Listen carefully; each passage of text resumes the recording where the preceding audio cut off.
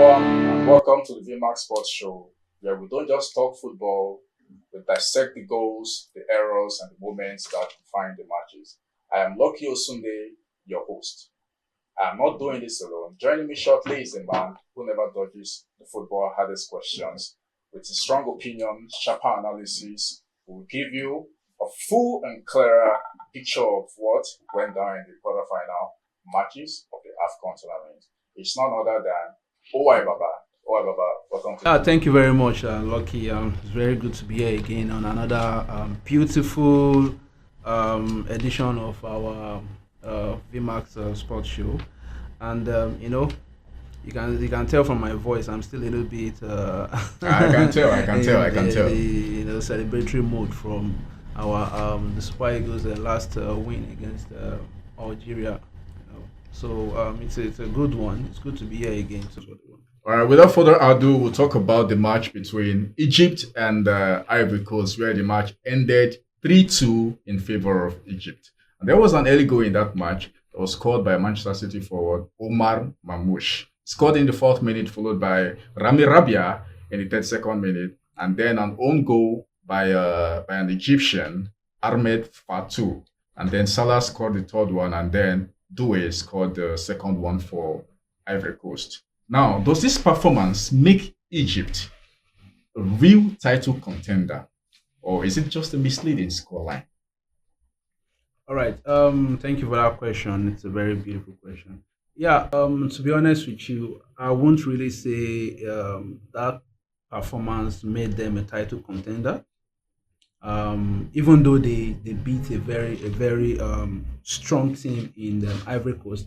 Now let's not forget that Ivory Coast is a current defending champion, and Yeah. Ivory Coast losing at the round of 8 again at the quarterfinal shows again that the trend of defending champions not qualifying to the semi-final continues.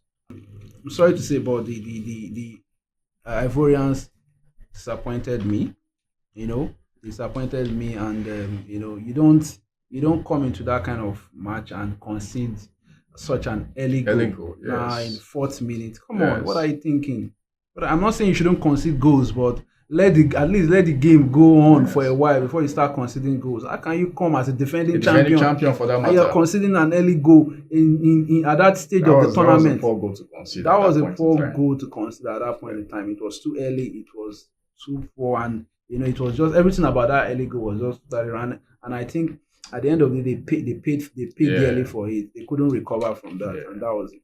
Because when you look at the Egyptian national team, their performances from the beginning of this tournament, it's not really been the performance of the Egyptian team that we used to know in the days of Eladi Diop and co. It's not really been that vibe has not been there, but they've just been pushing and pushing and pushing just to qualify and do this one, do that one, but the vibe has not really been there. They don't strike me as a team that really wants to, even though Musala is doing the best that he can, to win his first ever AFCON. He has never won AFCON before. Yes. I think that's the only trophy that he's longing to have now. To win, yeah. And I think it's going to be, with the way they are playing, they play very well, though. Don't get me wrong, they play very well, but I still don't feel convinced because when they meet a more balanced team like the Super Eagles of Nigeria or the Moroccan national team, I think it's going to be a totally different ball game, and I wish them all the best, but I don't see them going on with the trophy. There must be a winner, there must be Yes. a loser. And Yes. unfortunately for Ivorians, they have to go back home. Yeah. You're very right. And players like Adingra, he wasn't invited by the Ivory Coast. I don't know why, but it was one of the pivotal players that dealt with us massively in the last Exactly. Afcon final. Exactly. Now, talking about the early goal that was scored by Egypt, the Ivorians still allowed Egypt to score one more goal, making it 2-0, and they tried to pull one back 5 minutes to the end of the first half. Yeah. And they went to the dressing room, they came back, and then conceded another goal from Mohamed Salah. And then they tried to come back, which wasn't enough at the end of the day. So, what do you think about this, the defensive side of the Ivorians. Do you think their defense was up to the task or their attack was not up to the task? I think football is a game of psychology. Early goals have different impact on the team that scored and the team that conceded, right? Yeah. So for the team that scored is a morale booster. So you can see they'll keep coming at you. Oh, the game is within our grasp. Yes. Let's bury this game. Let's keep going. And that's what happened. You can see the Egyptians they kept on going and going. It was more like pursuing goat away from yam. The more you pursue the goat, the more the goat keeps coming back to that yam, because yam is his favorite food. And those guys, they just kept on coming. And when you're in football, there's a limit to the pressure that you can withstand in defense. When the pressure gets to a stage, for all of us that have played football before, when the pressure gets to a certain level, your defense will crack and goals will start flying in. So that's just it. Match ended 3-2 in favor of the Egyptians, and they are in the semi-finals of this Afcon. And then they're going to play an opponent named Senegal. Now we're going to talk about Senegal. Moving on. Now the match ended between Senegal and Mali, 1-0 in favor of Senegal. And there was a red card in that match, and it was gotten by Yves Bissouma. Now, did Senegal, what do you think in that encounter? Do you think that in the match between Senegal and Mali, that it was Mali's to lose or Senegal played better? Not necessarily. I won't really say Senegal played better, though they played well, but they didn't play better. I think we all know the impact that a missing man can have on a whole team. You get what I'm saying? When you are a man down in such an important match, then you are definitely going to go through a lot of pressure, coming from there, because now they are more complete than you are, and now you have to drop back. Now your formation has to a lot of things happen. Your formation has to change. You get what I'm saying? Because you have to make you have to try to how would I put it, accommodate for the opening, as a result of the one man down. You get what I'm saying? So definitely when that kind of so I believe that shortage of one man played a major role. So it wasn't necessarily that the Senegalese played, but I think based on what I saw, based on the outcome of the match, if the Malians have played as a complete team, I think they might have actually gotten that. But the goal was scored in the 27th minute by Iliman Ndiaye. Yes. And the red card was gotten by Yves Bissouma in the 45th plus 3 minutes in the first half. Yes. And they have a lot in the second half to offer. Yes. Now, throughout the period of the second half, Mali was non-existent. And Senegal could not even punish Mali further. Could you say Mali had a better defense and a poor attack, or Senegal had a better attack in that match? Because all through the match ended 1-0. What would you say to that? What I mean is, can Senegal play like this, the way they played against Mali in this quarterfinal? Do you think if they play like this in the semi-final, would you think they would go through, knowing that they played a 10 versus 11 team in the quarterfinal and the match still ended 1-0? Do you think if they continue to play like this, they will go through to the finals?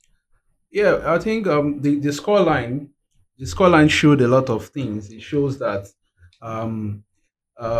even though the Senegalese team is a very strong team, but when they meet with a very good organized defense line, they struggle to score goals.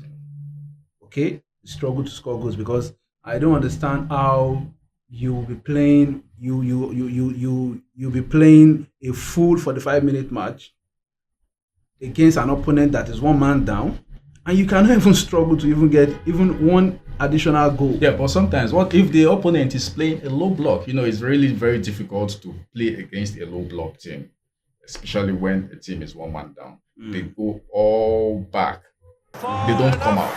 So I think it's really difficult to play against a 10-man 11, a 10-man player versus an 11-man player because they'll come at you with low block, whereby it will be very difficult for you to penetrate their defense. And again, that goes to show that if the Senegalese team, I think the Senegalese team is lacking something, and that is they're lacking a playmaker. I don't really see a playmaker in that team. Now, quote me anyway. I don't care I don't care the kind of, like Mourinho used to call it, parking the bus. Exactly. I don't care what you park, whatever you park. If there is a playmaker in the team that can create chances in those tight areas, goals will come.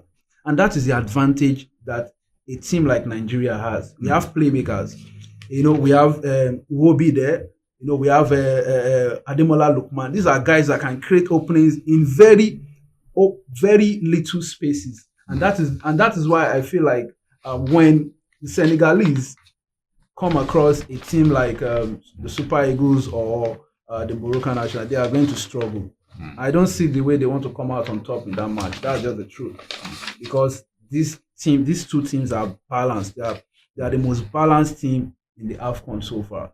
So, and for you to beat that kind of team, you have to be at your head game. You have to bring in your A game, which I don't think the Senegalese have at the moment. Yeah, we'll talk about the Super Eagles shortly. But before we do that, we'll have to go straight to the match between the host Moroccans versus the Cameroon. The match ended 2-0 in favor of the Moroccans. And it's this Morocco team that this Super Nigerian Eagles team will play in the semi-final. Yeah. Now, in this match between Morocco versus Cameroon, was this match a dominant performance? Do you think it's a dominant performance for the Moroccans or Cameroonians? They were just so poor in that match. They didn't play like the Cameroonian national team that we used to know. They were playing like some amateurs. They turned the game to a training ground for the Moroccans. You can see that the Moroccans were just having the best time of their life. You see them shoot at goal and they miss or whatever, and you see them smiling. Hey, like someone that is just having fun. Like there's no seriousness on their face and all that. Like we need to, you're not making them suffer. You're not making them work hard. You're just making it easy for them. They're penetrating your midfield was poor. Your defense was porous. Everything was just so. What do you expect? So I'm highly disappointed in the Cameroonian national team. So it's not. There was nothing special about the Moroccan team in that match. There was nothing special about them, though they did very well as usual. Of course, you definitely do very well when you are playing against a team that does not even know why it's in the tournament. Because I don't see why you manage to qualify to that stage of tournament and you just allow the opposing team to just whitewash you. I don't care if they are the host or whatever. They can just whitewash. Even if the score line is going to, show, it's going to reveal like 2-0 or whatever.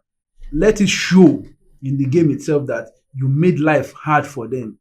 The struggle, the sweat together to get those two goals. Playing against the host, the Moroccans, do you think the atmosphere would have gotten the better of the Cameroonians? Because I remember vividly when we played against the Ivorians in the Afcon final, the last Afcon final, the atmosphere was terrific.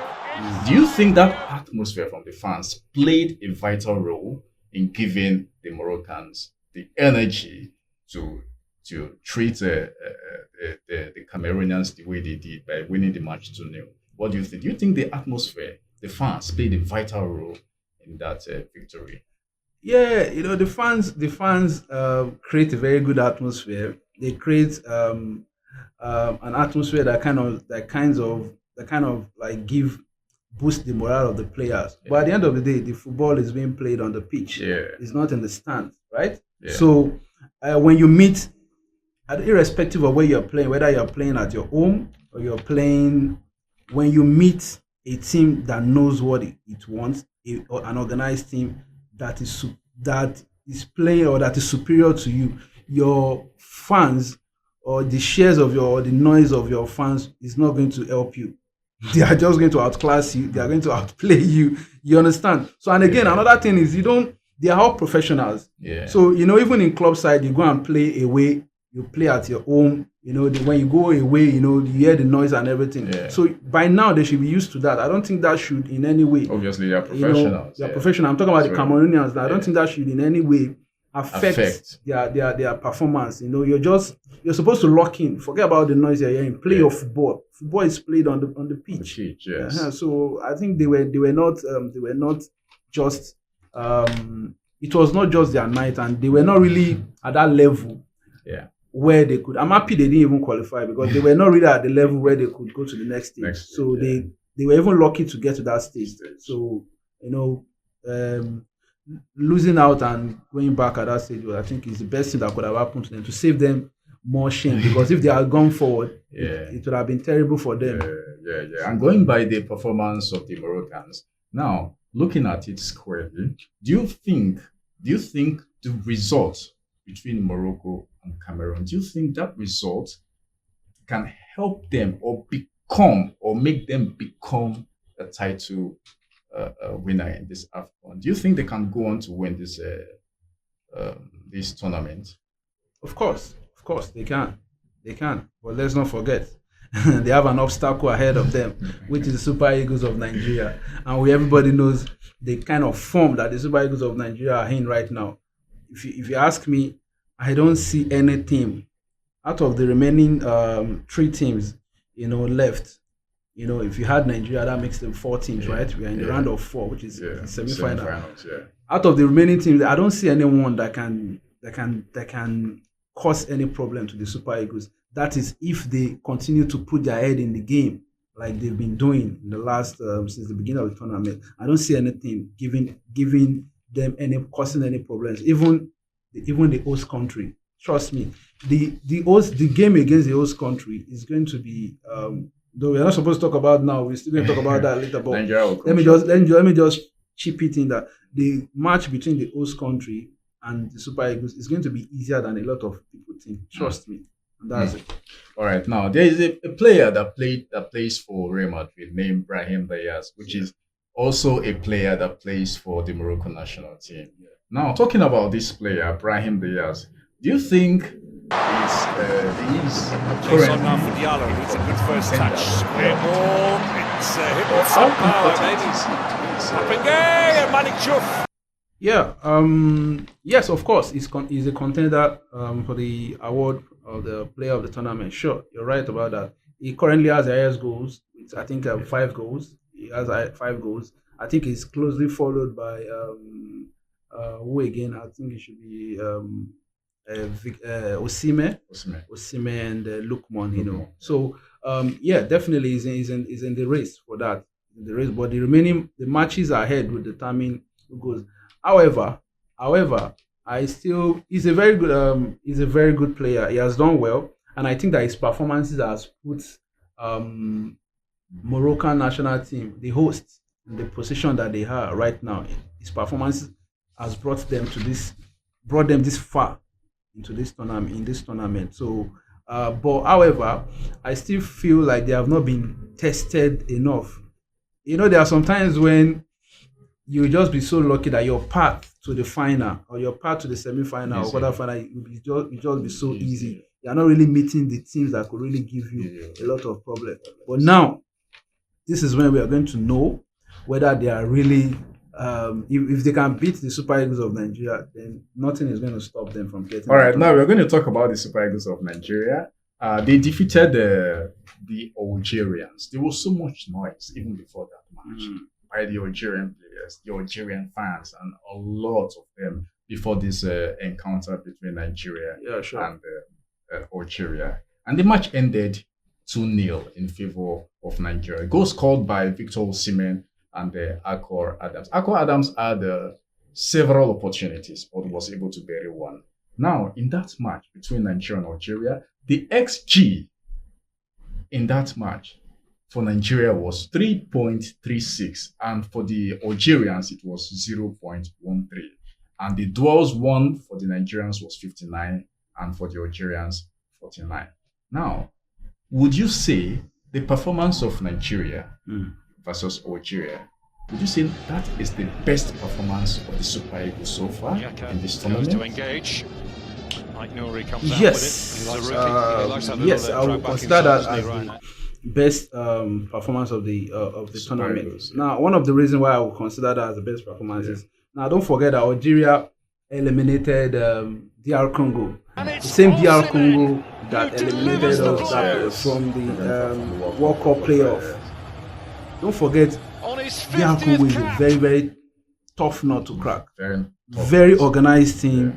But like I said, in a game of football, sometimes you can the god of football can just favor the opposition, and so it was. If you watch the match between Algeria and DR Congo, it was toughly contended. It was a very tough match. Nobody was outplaying anybody. It was a balanced game, but the Algerians were just lucky to they brought in a sub. I don't remember his name. He was able to just give them that was able to pull that surprise, score that goal, and bury the game, and that was it. You understand? Now back to the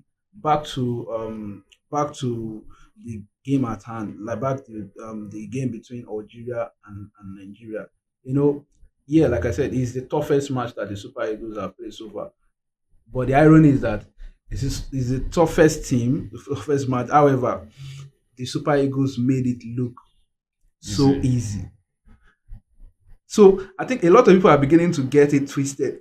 Algeria national team is not an easy team to play, but the Super Eagles, because of their current form and their, organization and everything, they made it look so easy. I can tell you for free, if that Algerian team had gone past Super Eagles, they could have. There is every likelihood they could have lifted this trophy, because I'm telling you that team can actually do damage to the Moroccan national team. You get what I'm saying? So I would see it as the toughest team that we play so far. If you look at the quality of opposition compared to the other teams that we've played before now, I think that team is.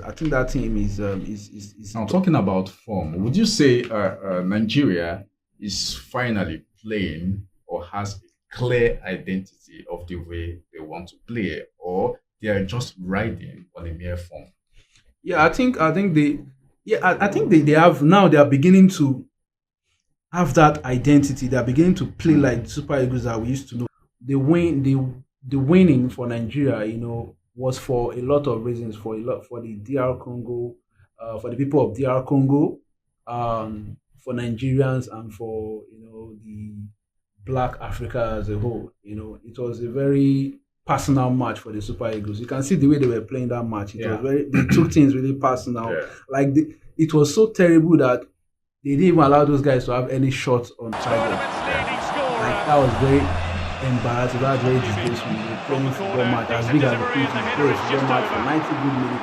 They didn't even have one shot on target. That is I don't think I've ever experienced. Well, talking about shot on target, I think Arsenal in Europe are the team that used to play teams that no team will record the shot on target. So Super Eagles repeated the same thing against the Algerians, and the Algerians failed to record a single shot on target against the Super Eagles. Now, would you consider the Super Eagles as the favorite?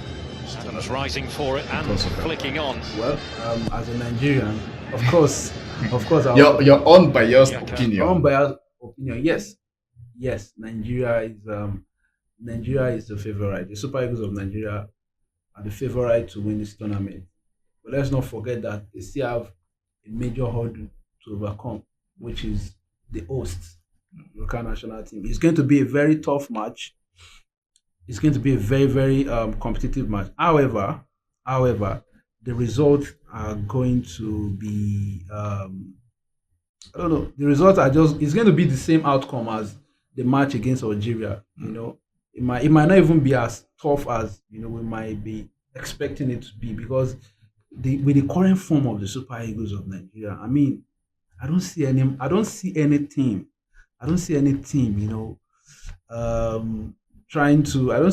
doing anything to change anything with those teams. Those guys are on fire right now. Now that Nigerians, the Super Eagles are playing, or they have a clear identity of how they want to play, what still worries you about the Super Eagles? Yeah, I like this question. I like it. What worries me about the Super Eagles is not the football, not the players, but it is the football federation, the NFF, the Nigerian Football Federation. That is what worries me because imagine owing your footballers four match bonus. Yes. Like, who does that? To the extent that this guy had to start protesting or trying to boycott training, man, before you can do the right thing. And funny enough, this money has already been paid to you guys. So why are you? So I don't have any. I think Eric Chell has done wonderfully well with the Super Eagles team. Everything he has made the Super Eagles team to be what they can be. Don't forget, look, Nigeria has always had players. The only problem is the corruption in NFF and getting the right person to giving the right coach the support or the opportunity to bring in the players that he wants.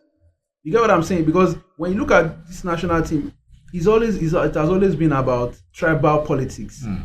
You say, oh, you have players that can really give us what we want. But because you are saying you want the team to be balanced, Nigeria is a multi whatever country. So you now start bringing in players that are not even supposed to be playing in the national team, that are not even worth to. You start bringing them in, and those players start causing problem. Like Nigeria national team start playing like amateurs. You can see, look, with the way we are playing. Tell me the reason why we shouldn't have qualified for the World Cup with the way these guys are playing. Now, tell me why. Because at the start of the qualification, see a lot of players that are not meant to be on it. Like there's one Yoruba player. He's tall. I think he plays for Bournemouth or one Premiership club. He's tall. He looks like a model. You know, he has dread or something dark. I don't know his name. I was asking myself that how did this guy make it to the national team? Like that guy is like whenever that guy enters the match, like you don't see any impact, no shot on goal, nothing. He's just jogging up and down. I'm like, if not for politics, how did this guy become a player of national team? Then some couple of players as well. But you see that now that this new coach, now that Eric Chell has made some change, some adjustment. Look at our left back, Bruno is doing wonders. Look at our right back, Osai. Even though it was supposed to be Frederick, but Frederick is injured. So, but Osai, the replacement, is also doing amazingly well. For me, in our last match against Algeria, I think my man of the match was Osai. Yeah, that match, man of the match was Osai. Osimhen did well. Yeah, it was obviously giving the man of the match award. But for me, my man of the match was Bright Osai. Was exceptional. Because I think those Algerian team, they had their best player coming from the left wing, right? They had their most creative player coming from that leg. So they were coming through that wing, that Bright Osai's wing more. You can see the kind of tackles that he was winning, he won so many duels. That he was winning. Very important ones, very important. Without causing penalty at all. You get what I'm saying? So for me, that guy, so he has done wonderfully well, and I think the credit has to go to the coach, because if the Super Eagles have been performing badly, it's still the same coach that they will be blaming that guy does not. But now that they have done wonderfully well, I think we need to give the coach his due credit. He has done very well. And I hope that they can transfer carry this momentum and this newly found vibe. They can take it into the match against the host, because that is where we need it the most. The host, they are going to come all out. They are playing in front of their own fans, so they want to give their whole blood and sweat and everything. But I know that Super Eagles will definitely surprise them. We're going to talk about the predictions for the semi-finals between Nigeria versus Morocco, and then Egypt versus Senegal. Okay. Now, tell me your prediction in Nigeria versus Morocco. Morocco, I'll predict 3-1 in favor of Nigeria. And the only reason, mind you, I'm giving them one goal is because Ndidi, who has been a major player, in our defense line, playing from also. But I won't really. Yeah, Ndidi is going to be missing due to suspension. He's going to be missing the semi-final match, and also Nwabali. Nwabali also got suspended. He's going to be suspended from this match. So, and we are going to be using our alternative goalkeeper. So, who I don't really have much confidence in though. But so for that reason, I will just say, okay, I'll give them one goal. Okay. I did believe we are able to maintain the same formation, the same players. Yeah. I wouldn't have given them any goal, but don't let me be selfish. Let me give them one goal. 3-1 in favor of Nigeria. Then for the match between Senegal and Egypt, I think I'll call it 2-1 in favor of Senegal. 2-1. 2-1. So for the final, Nigeria comes up with the cup. Wow. Yeah. So you're tipping Senegal to go ahead of Egypt? Yes, I am. Wow, that's a very great prediction. As for me, for my predictions between Nigeria and Morocco, I predict 2-0 in favor of Nigeria, despite the suspension of the players we have. And then I predict a draw between the Senegalese and the Egyptians. Go to extra time. Okay. That's my prediction. 1-1 draw or 2-2 draw. Let me go with 1-1 draw. Okay. That's a good one. We shall see. All right, so this is where we blow the final whistle on today's show. Thank you for watching. Don't forget to like, share, subscribe, and join us next time for more sports talk. Do have a good day.